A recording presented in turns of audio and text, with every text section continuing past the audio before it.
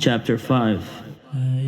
King Belshazzar made a great festival for 1,000 of his lords, and he was drinking wine in the presence of the 1,000. Under the influence of the wine, Belshazzar commanded that they bring in the vessels of gold and silver that his father, Nebuchadnezzar, had taken out of the temple in Jerusalem, so that the king and his lords, his wives and his concubines might drink from them. So they brought in the vessels of gold and silver that had been taken out of the temple, the house of God in Jerusalem, and the king and his lords, his wives and his concubines drank from them. They drank the wine and praised the gods of gold and silver, bronze, iron, wood and stone. Immediately the fingers of a human hand appeared and began writing on the plaster of the wall of the royal palace, next to the lampstand. The king was watching the hand as it wrote. Then the king's face turned pale, and his thoughts terrified him. His limbs gave way, and his knees knocked together. The king cried aloud to bring in the enchanters, the Chaldeans and the diviners.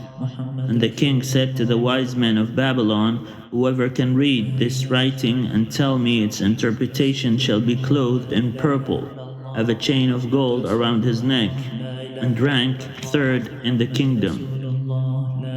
Then the king's wise men came in, but they could not read the writing or tell the king the interpretation.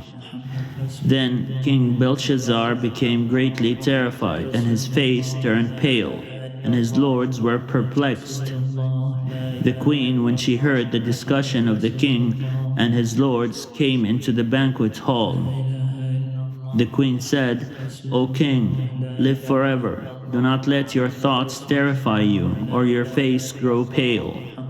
There's a man in your kingdom who was endowed with a spirit in the days of your father. He was found to have enlightenment, understanding, and wisdom.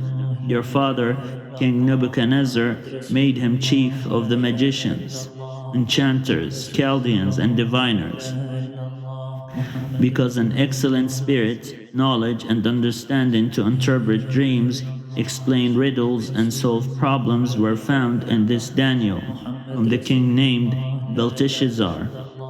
Now let Daniel be called, and he will give the interpretation." Then Daniel was brought in before the king. The king said to Daniel, "So you are Daniel, one of the exiles of Judah, whom my father the king brought from Judah. I have heard of you that a spirit is in you, and that enlightenment, understanding, and excellent wisdom are found in you. Now the wise men, the enchanters, have been brought in before me to read this writing and tell me its interpretation, but they were not able to give the interpretation of the matter. But I heard that you can give interpretations and solve problems. Now if you are able to read the writing and tell me its interpretation, you shall be clothed in purple, have a chain of gold around your neck, and rank third in the kingdom." Then Daniel answered in the presence of the king, "Let your gifts be for yourself, or give your rewards to someone else. Nevertheless, I will read the writing to the king and let him know the interpretation.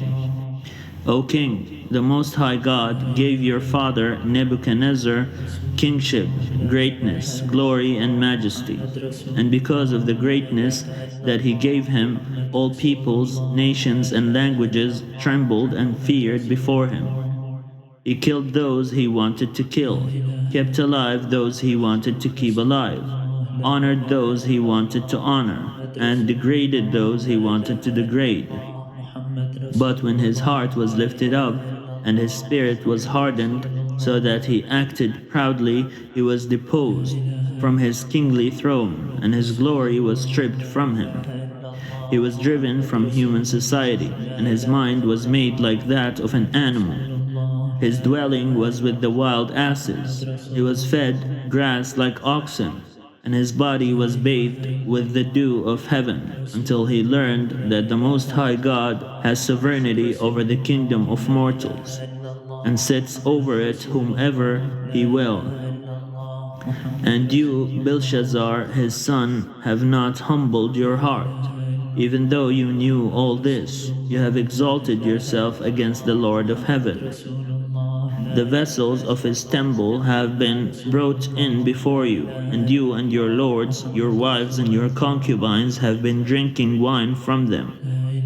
You have praised the gods of silver and gold, of bronze, iron, wood and stone, which do not see or hear or know, but the God in whose power is your very breath, and to whom belong all your ways, you have not honored. So from his presence the hand was sent, and this writing was inscribed. And this is the writing that was inscribed: Mene, Mene, Tekel, and Parsin. This is the interpretation of the matter. Mene, God has numbered the days of your kingdom and brought it to an end. Tekel, you have been weighed on the scales and found wanting. Peres, your kingdom is divided and given to the Medes and Persians. Then Belshazzar gave the command, and Daniel was clothed in purple. A chain of gold was put around his neck, and a proclamation was made concerning him that he should rank third in the kingdom. That very night Belshazzar the Chaldean king was killed, and Darius the Mede received the kingdom, being about 62 years old.